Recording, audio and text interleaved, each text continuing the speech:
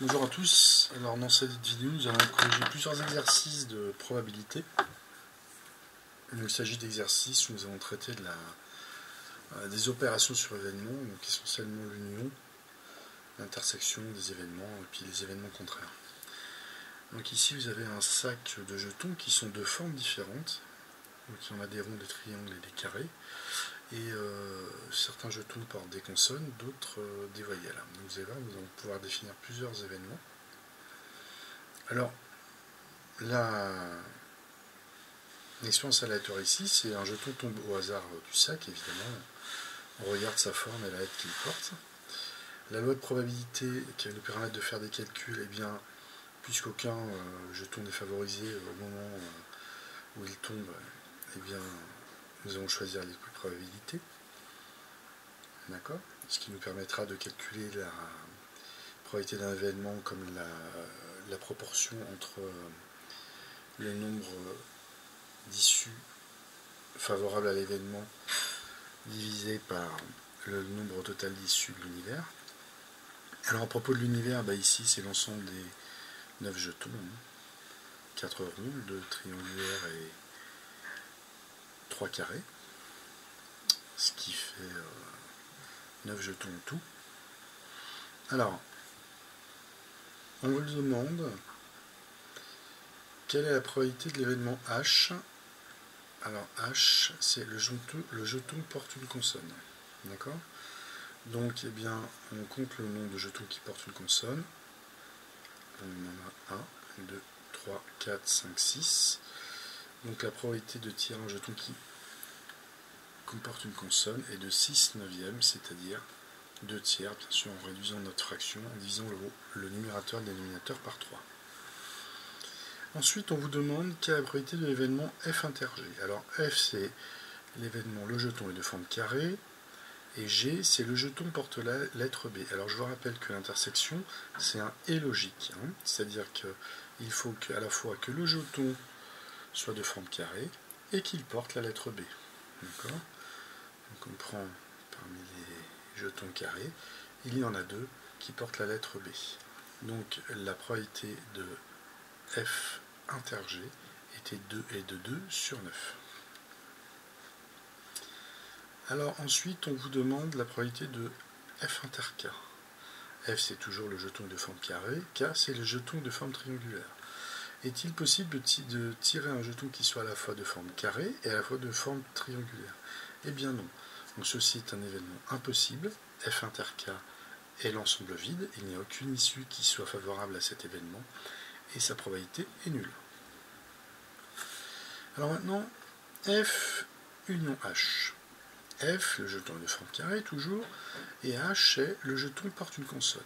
Alors je rappelle que on va le noter ici, ça c'est un ou logique. Ici vous avez des et logiques, et vous avez des et logiques. Alors attention, le ou logique en mathématiques est différent du ou français. Quand on vous dit vous prenez fromage ou dessert, en général c'est pas les deux. C'est pas fromage ou dessert ou les deux. Par contre en mathématiques, quand on vous demande de prendre un jeton, l'union entre le jeton de forme carrée et le jeton porte une consonne, eh bien c'est l'événement. Le jeton porte une forme carrée, ou il porte une consonne, ou les deux. Alors on pourrait compter le nombre de jetons qu'il y a dans F union H, mais là on va le calculer par la formule. Alors pour cela, on va calculer P de F inter H. F inter H, ça veut dire le jeton est carré et il porte une consonne. Eh bien, jeton carré porte une consonne, il y en a 2. Donc la probabilité de F inter H est de 2 neuvièmes. Et je vous rappelle que la formule nous dit que la probabilité de F union H est la somme des probabilités des deux événements moins la probabilité de l'intersection. Donc la probabilité que le jeton soit carré, 3 neuvièmes. La probabilité qu'il porte une consonne, c'est P de H. Il y a 1, 2, 3, 4, 5, 6 jetons qui portent une consonne, ça fait 6 neuvièmes. Moins, P de F inter H, c'est-à-dire 2 neuvièmes, on a 7 neuvièmes. Alors on peut vérifier par dénombrement. Le jeton est carré ou il porte une consonne. Donc il est carré, 1, 2, 3, et on rajoute 4, 5, 6, 7. On a bien 7 jetons qui sont soit carrés, soit qui portent une consonne, soit les deux. Donc ça confirme notre calcul. Alors le suivant, eh bien, on vous demande de calculer H union K. Alors, H, c'est le jeton qui porte une consonne, et K, le jeton est de forme triangulaire. Donc H union K, c'est le jeton porte une consonne, ou il est triangulaire, ou les deux. Alors, eh bien, toujours pareil, on va calculer l'intersection, c'est-à-dire le jeton porte une consonne et il est triangulaire. Eh bien, regardez, en finale, j'ai deux jetons qui portent une consonne et qui sont triangulaires, donc la probabilité est de 2 neuvièmes. Et P de H inter K, eh bien, c'est la probabilité que le jeton porte une consonne. On a vu que c'était 6 neuvièmes, plus la probabilité que le jeton soit triangulaire. On a vu que c'était 2 neuvièmes. Et on soustrait la probabilité que le jeton soit triangulaire et qu'il porte une consonne, c'est à moins 2 neuvièmes, on obtient 6 neuvièmes, c'est égal à 3 demi. Alors par dénombrement, eh bien, le jeton porte est triangulaire, on en a deux, ou porte une consonne, on rajoute 1, 2, 3, 4, ça fait bien 6 neuvièmes. Donc vous voyez que soit par la formule, soit par dénombrement, on arrive à calculer ces unions. Alors on continue avec l'exercice numéro 20 du livre Barbazo seconde, c'est la page 319 à peu près. Donc on considère l'ensemble oméga composé des mots de 3 lettres suivants, pater, sur, bis, ver, bar, pur, net. On écrit ces mots sur des cartons que l'on place dans une urne, on tire au hasard un carton, donc un mot dans l'urne. Alors, l'expérience aléatoire, là, est très simple, on a l'univers qui est déjà donné, et l'expérience aléatoire, eh bien, on tire un carton au hasard. Alors, quelle loi de probabilité va nous permettre de faire des calculs de probabilité? Et bien entendu, si c'est l'équiprobabilité, aucun carton n'étant favorisé au moment du tirage. Donc, on va calculer les probabilités par proportion des issues favorables à l'événement sur le nombre d'issues totales de l'univers. D'accord? Donc, allons-y. Indiquer toutes les issues que contient chacun des événements suivants. On va indiquer les issues et en plus on va calculer les événements. Donc A, on définit événement A, on tire un mot se terminant par R. Alors, eh bien, la probabilité, on a combien de mots en tout? 1, 2, 3, 4, 5, 6, 7, 8, d'accord? Et là, on vous demande combien de mots se terminent par R. Eh bien, vous les comptez. 1, il y a terre, sur, vers, bar et pur, ce qui fait 5 mots. Donc la probabilité de tirer un mot qui finit par un R est bien de 5 sur 8. On fait le rapport du nombre de mots finissant par R sur le nombre total de mots. B, l'événement B, donc on tire un mot comportant la lettre E. On a donc terre, vers et net. Il y en a 3. Donc la probabilité de tirer un mot qui comporte la lettre E est de 3 huitièmes. Alors maintenant, par dénombrement, on vous demande de calculer A inter B. Par dénombrement, quand on dit par dénombrement, c'est-à-dire que vous allez tout simplement expliciter cet événement A inter B comme un ensemble d'issues.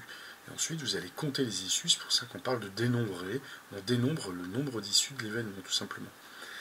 Voilà, donc on tire. Alors, A inter B, je vous rappelle que ça c'est un et logique, hein, toujours l'intersection, rappelez-vous, ça c'est vraiment important. L'intersection c'est un et logique. Donc, eh bien, cela veut dire que le mot se termine par un R et il comporte la lettre E. Donc évidemment, on a terre et vers, il y en a deux. Donc les voici, A inter B composé de deux issues, le mot terre et le mot vers. Alors, P de A inter B, eh bien, c'est donc 2 huitièmes, c'est-à-dire un quart, par réduction. À union B, alors attention, le union, c'est le ou logique. Donc je vous rappelle que le ou logique, c'est le mot choisi, donc fini par un R, ou il contient un E, ou les deux. Attention, hein, il y a bien la possibilité d'avoir les deux. Je vous rappelle que ici, les deux, c'est l'intersection précédente. Hein. Donc vous voyez bien que l'union contient tous les mots de l'intersection. Donc A union B, et bien alors le mot finit par un R, où il contourne un E. Donc là, celui-là était dans l'intersection, celui-là est juste dans l'événement A, celui-là dans l'intersection, celui-là juste dans l'événement A, juste dans l'événement A et juste dans l'événement B. Donc ça fait 6 mots sur 8, c'est-à-dire la probabilité de A union B est de 3 sur 4. Et maintenant, on vous demande donc A bar. Alors A bar, je vous rappelle que c'est l'écriture de l'événement contraire de A. Eh bien, si A est le mot finit par un R, évidemment A bar est le mot ne finit pas par un R. Eh bien, vous regardez, vous avez donc pas, bis et net. Il y a donc 3 mots sur 8 qui ne finissent pas par un R, et donc P de A bar est égal à 3 sur 8. Voilà, c'est terminé pour cet exercice. Alors dans cet exercice, nous allons faire du dénombrement. Et donc je reprends. Nous allons aborder la réunion de deux événements par deux méthodes. Par dénombrement et par la formule. Et ça permettra à certains d'entre vous de comprendre pourquoi quand on ajoute la probabilité de A et la probabilité de B, eh bien, par rapport à l'union, il faut enlever l'intersection. Donc on vous dit, un lycée propose deux options facultatives à ses 300 élèves de seconde. Donc déjà, vous avez sur cette statistique, vous notez tout de suite la population totale, c'est 300 élèves de seconde. Donc certains vont choisir l'option A et d'autres l'option B, et certains vont choisir les deux. Donc chaque élève peut prendre une option, deux options, ou n'en prendre aucune. D'accord ? 80 élèves ont choisi l'option A. D'accord ? Donc 80 élèves, vous avez bien ici le cardinal de l'événement A, qui est de 80. 180 élèves ont choisi l'option B, d'accord, et 20 élèves ont choisi les deux options.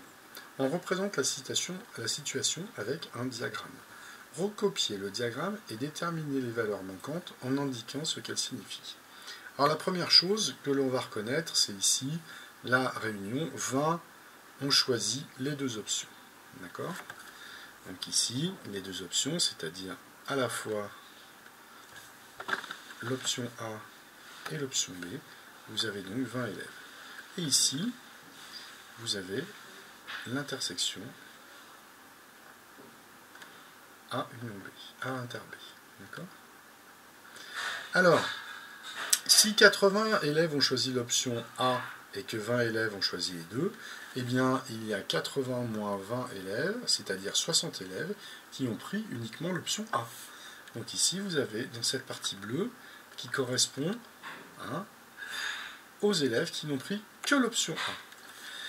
Eh bien, ensuite, 180 élèves ont pris l'option B. Parmi ceux-ci, 20 ont pris les deux. Donc il y a 180 moins 20 est égal à 160 élèves, d'accord ?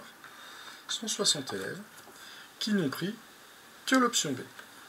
Donc maintenant, si vous ajoutez ces trois chiffres, c'est-à-dire les élèves qui n'ont pris que A, plus les élèves qui n'ont pris que B, plus les élèves qui ont pris les deux, vous allez avoir le nombre d'élèves qui ont pris au moins une option, c'est-à-dire le cardinal, cette fois, de l'union de A et B. D'accord ? Donc 60 plus 20, 80, plus 160, 240. Donc dans l'union, vous avez 240 élèves, c'est-à-dire qui ont pris A ou B ou les deux. Et vous allez donc, si vous avez 240 élèves et 300 élèves en tout, ici vous en avez 300, on va marquer, et bien ici, dans la partie verte, il vous en reste 240. Les 240 représentent, non pardon, c'est une erreur, c'est 300 moins 240, il en reste 60. Voilà, donc ce 60 représente les 60 élèves qui n'ont pris aucune option. Voilà, donc maintenant vous avez cette statistique, eh bien on va définir on passe à la probabilité. Je vous rappelle que la probabilité c'est qu'on va observer les effets de cette statistique au niveau d'un individu.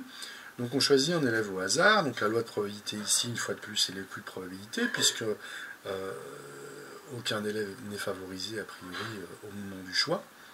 On définit les deux événements, ça c'est déjà fait, et on vous demande de calculer donc la probabilité que cet élève ait choisi l'option A. Attention, il y a 80 élèves parmi 300 qui ont choisi l'option A.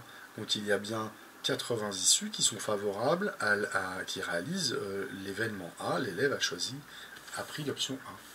Donc la probabilité de A est bien de 80 sur 300, ce qui fait 4/15e.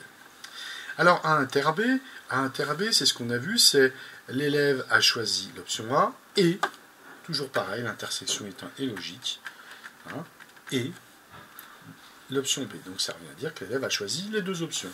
On sait qu'il y en a 20. Donc 20 parmi 300, ça donne une probabilité de l'intersection A inter B. 20 divisé par 300 est égal à 1/15e. Très bien. Alors maintenant, eh bien, A union B. Alors, on va le faire par des nombrements. A union B, on l'a vu, c'est l'élève a choisi l'option A, ou l'option B, ou les deux. L'option A, ou l'option B, ou les deux. On peut le traduire aussi par l'élève a choisi au moins une option. Voilà deux définitions logiques de l'union. Eh bien, on a vu qu'il y avait en tout 240 élèves dans cette union. Et donc, la probabilité qu'un élève ait choisi au moins une option c'est P de A union B, c'est-à-dire 240 sur 300. Et on trouve 4/5e, après réduction. Alors, comment en 3, on vous demande de faire la même chose avec la formule. Donc si vous calculez la probabilité de l'événement B, c'est l'élève a choisi l'option B. Donc il y a 180 élèves qui ont choisi l'option B parmi 300 élèves. Donc vous avez une probabilité de 9/15e. Donc P de A union B, on calcule avec la formule. On a P de A plus P de B moins P de A inter B. Donc ça fait 4/15e plus 9/15e moins 1/15e est égal à 12/15e. On retrouve le 4/5e que l'on avait trouvé précédemment. Très bien. Voilà. Alors, c'est bien là, c'est ce qu'il faut comprendre ici dans cette formule. Quand vous ajoutez la probabilité de toutes les issues de A, vous comptez toutes les issues, et en particulier celles qui sont aussi dans B. Quand vous ajoutez les probabilités de toutes les issues qui sont de B, vous comptez toutes celles-ci, mais vous comptez une fois de plus l'intersection. Donc en final, quand vous ajoutez les probabilités de A et de B, eh bien vous avez compté 2 fois les probabilités des issues qui sont dans l'intersection, donc par rapport à l'union bien sûr. Donc c'est pour ça qu'il faut soustraire à cette somme-là la probabilité de l'intersection pour obtenir la probabilité de l'union. Voilà, cet exercice est terminé. Alors, exercice 24. Donc toujours Barbasso, de seconde, page 319. Donc en ligne énoncée, à la gare, sur 2 guichets A et B, l'un au moins est toujours ouvert. Voilà une hypothèse forte. À un moment donné, il va falloir être capable de traduire cette hypothèse dans le formalisme des probabilités. Je vous rappelle que les mathématiques, et en particulier les probabilités, ce n'est qu'un problème de modélisation et donc de traduction du langage naturel dans le formalisme des probabilités. On considère les événements A, le guichet A est ouvert, et B, le guichet B est ouvert. Une étude statistique sur la dernière année montre que la probabilité que le guichet A soit ouvert est de 0,73 et la probabilité que le guichet B soit ouvert est égale à 0,50. Vous voyez, je traduis ces phrases mathématiques en phrases de probabilité en langage naturel. On définit donc maintenant notre expérience aléatoire, c'est-à-dire un client arrive à la gare. Quelle est la probabilité qu'il trouve les 2 guichets ouverts? Alors, la probabilité qu'il trouve les 2 guichets ouverts, à quoi cela correspond-il? Eh bien, ça veut dire que quand le client arrive à la gare, le guichet A est ouvert et le guichet B est ouvert. Donc c'est la probabilité de l'intersection. On a la probabilité de A, on a la probabilité de B et on a la probabilité de l'intersection. Vous voyez, ça c'est la formule générale. Ceci je le connais, ceci je le connais. Non, pardon. Ça, l'intersection, c'est ce que je cherche. P de A, je connais. P de B, je connais. Il nous manque P de A union B. Pour pouvoir, évidemment, puis si j'ai ces 3 termes, je pourrais calculer l'intersection. Alors, qu'est-ce que nous n'avons pas exploité dans cet énoncé? Eh bien, voilà, cet argument, il faut le transformer. Donc à la gare, sur 2 guichets A et B, l'un au moins est toujours ouvert. Comment traduire ça en termes de probabilité? Donc, l'un au moins des guichets est toujours ouvert. Signifie que soit A est ouvert, soit B est ouvert, soit les deux. Et là, vous avez exactement la définition de A union B. Donc, l'événement l'un au moins des guichets est ouvert, c'est A union B. Et on vous dit que cet événement est toujours vrai, que c'est un événement certain. Quand vous arrivez à la gare, eh bien, A union B est toujours réalisé. Il y a toujours au moins un guichet d'ouvert. Donc vous pouvez écrire que, de cette hypothèse, vous pouvez en déduire que P de A union B est égal à 1. Et voilà. Donc maintenant, nous allons déduire de cette formule du cours, P de A inter B donc, est égal à la somme des probabilités de A et B, moins la probabilité de l'union. Et en remplaçant par les valeurs numériques, eh bien, vous finissez par trouver que, ici, il y a une erreur. La probabilité de A inter B est égale à 0,27. Donc on peut en déduire que la probabilité que le client trouve les deux guichets ouverts quand il est arrivé à la gare est de 0,27.